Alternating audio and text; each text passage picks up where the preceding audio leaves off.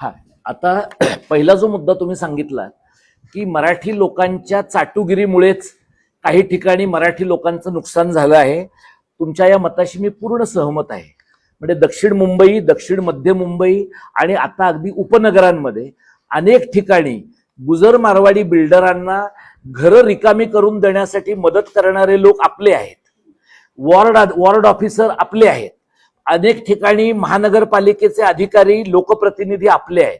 त्यामुळे एक वर्षभरापूर्वी एका चर्चेमध्ये मी असं म्हटलं होतं की आपले लोक हे भांडवलदारांचे कमिशन एजंट म्हणून काम करतायत.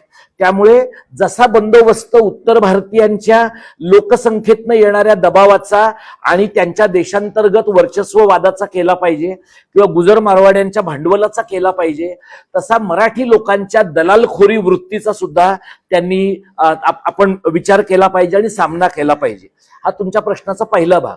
दुसरं, जर तुम्ही म्हणालात की राज ठाकरे आणि उद्धव ठाकरे या दोघांना लोकांनी मतं द्यावीत का, आता प्रश्न असा आहे की आम्ही जेव्हा तिसऱ्या भाषेच्या सक्तीच्या संबंधातलं आंदोलन सुरू केलं त्यावेळेला अगदी सुरुवातीला आम्हाला ज्यांनी पाठिंबा दिला तो पक्ष धर्मराज्य पक्ष नावाचा एक छोटा पक्ष आहे ठाण्यातला राजन राजेंचा. त्यानंतर सीपीएमनं पाठिंबा दिला, सीपीआयनं दिला, काँग्रेसनं दिला, त्यानंतर दोन्ही सेनांनी पाठिंबा दिलेला आहे. त्यानंतरच्या काळामध्ये तुम्ही पाहिलंय दोन्ही भाऊ एकत्र आले आणि त्यांचं मनोमिलन झालं. लोकांना असं वाटत राहिलं की आमच्या आंदोलनामुळे हे घडलं. पण आपल्यापैकी ज्यांना राजकारण थोडंफार कळतं त्यांना हे माहितीये की या गोष्टी त्यांच्या अस्तित्वासाठीच आवश्यक होत्या. आमच्या बाजूने एवढंच झालं की कावळा बसायला आणि फांदी तुटायला गाठ पडली. आता या बाबतीमध्ये राज ठाकरे आणि उद्धव ठाकरे यांच्या उमेदवारांना मतदान करावं असं आम्ही कधी म्हणू शकू? जसं सुहास राणे आता म्हणाले की हा मराठीनामा आम्ही तंतोतंत अंमलात आणण्याचा प्रयत्न करणार आहोत. त्यांच्या उमेदवारांना यश मिळेल का मिळणार नाही हा मुद्दा नाहीये, हा इंटेंटचा मुद्दा आहे, हा त्यांच्या मनातल्या भावनेचा मुद्दा आहे. राज ठाकरे आणि उद्धव ठाकरे यांच्या उमेदवारांना निश्चितच अधिक यश मिळणार आहे. हा मराठीनामा आम्ही त्यांच्यापर्यंतही पोहोचवणार आहोत. आणि पोहोचवणार आहोत म्हणजे दरवेळेला काय होतं की आम्ही त्यांना वेळ मागतो किंवा काही वेळेला त्यांच्याकडनं निरोप येतात. हा मराठीनामा पब्लिक डोमेनमध्ये आहे. या मराठीनाम्याला ज्या पक्षाचा ज्या उमेदवाराचा पाठिंबा असेल त्यांना सहकार्य करावं अशा प्रकारचं मतदारांना आम्ही आवाहन करू. ब्लँकेट आवाहन यांना मतदान करा किंवा करू नका असं करण्याचे दोन प्रॉब्लेम आहेत. एक म्हणजे तुम्हाला माहितीये की चळवळीतल्या माणसांची ताकद मर्यादित असते. त्यामुळे उद्या मी असं म्हणालो की नाही ह्यांना मतदान करा म्हणून मुंबईतली 1.5 कोटी जनता तसं मतदान करते असं नाही, हा एक भाग. आणि दुसरं असं की ही वेळ आहे, म्हणजे नाशिकमध्ये आदित्य ठाकरे गेले त्यावेळेला तिथे निरंजन टकले आणि इतर लोकांनी त्यांना सांगितलं की तुमच्याकडनं आणि तुमच्या उमेदवारांकडनं आम्ही ऍफिडेव्हिट घेणार आहोत की तुमचे लोक निवडून आले तर नाशिक मधल्या तपोवनातल्याच नाही इतर ठिकाणच्या झाडांना पण हात लावला जाणार नाही. आणि आदित्य ठाकरेंनी असा शब्द दिलाय त्यांना की त्यांच्या सर्व उमेदवारांच्या वतीने ते हा शब्द देतील. झाडांच्या बाबतीत असा शब्द देणं जितकं सोपं आहे तितकं भाषेच्या बाबतीमध्ये शब्द देणं सोपं नाहीये. कारण मराठी भाषेचं नुकसान करणारा एक मोठा प्रकल्प आदित्य ठाकरेंनीच मुंबई महानगरपालिकेत आणलेला आहे, तो मुंबई पब्लिक स्कूलचा आहे. त्यामुळे शिवसेनेनं आणि मनसेनं हे म्हणायला पाहिजे की मुंबई पब्लिक स्कूलचा प्रयोग जून 2026 पासून आम्ही बंद करणार आहोत. आम्ही मराठी शाळांच्या सक्षमीकरणासाठी काम करू.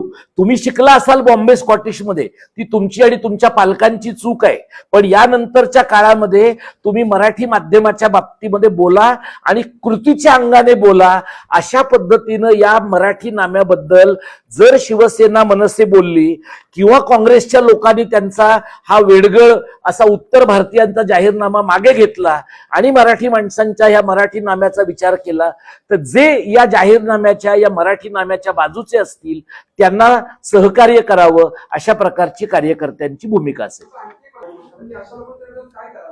हे बघा, राज ठाकरेंनी 2006 मध्ये त्यांचा पक्ष आला तेव्हा किंवा 2009च्या दरम्यान सुद्धा काही वेळेला त्यांच्या कार्यकर्त्यांनी काही टॅक्सीवाल्यांना 1-2 जणांना मारलं, काही ठिकाणी पाणीपुरीवाल्यांशी त्यांचे वाद झाले.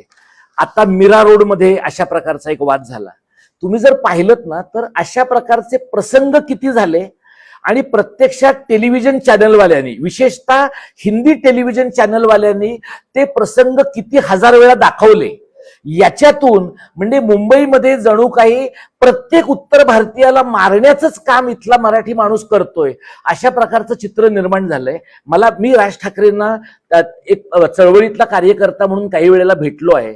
मला व्यक्तिशः असं वाटतं की उत्तर भारतीयांनी मराठी न बोलण्याची मुजोरी केली तर त्यांना काही वेळेला समजावून सांगणं, आणि नाही त्यांना कळलं तर त्यांना ते जी पद्धत वापरतात ती पद्धत काही वेळेला लोकांनी अपरिहार्यपणे वापरणं गरजेचं ठरेल.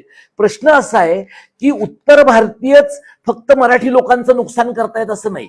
काही ठिकाणी पालघरमध्ये, अलिबागमध्ये मराठी माध्यमाच्या काही शाळांमध्ये उत्तर भारतीयांची मुलं जात आहेत आणि मराठी लोकांची मुलं इंग्लिश मिडियमच्या आणि सीबीएसई शाळांमध्ये जात आहेत.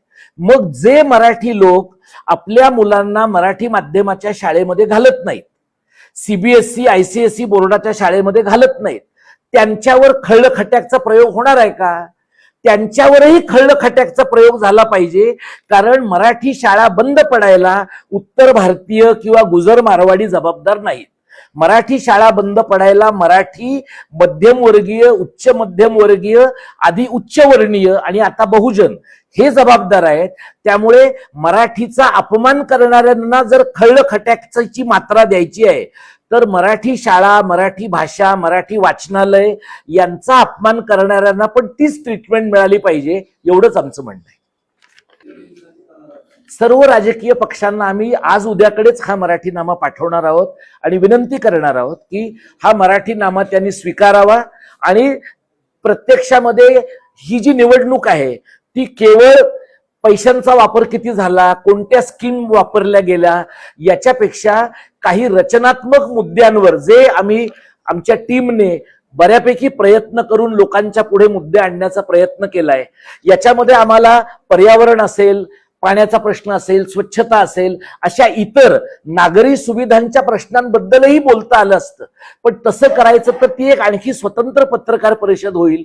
म्हणून या मुद्द्यांना केंद्रस्थानी ठेवून आणि आत्ताचं जे मुंबई शहराचं घटित आहे आत्ताच्या घडीला, 2011ला झालेल्या जनगणनेनंतर आता 27ला जनगणना होणार आहे आणि आत्ताच्याच घडीला मुंबई शहरामध्ये मराठी माणूस आता उरलाच नाहीये, तो अल्पसंख्यक झालाय, त्याला स्थानच नाहीये.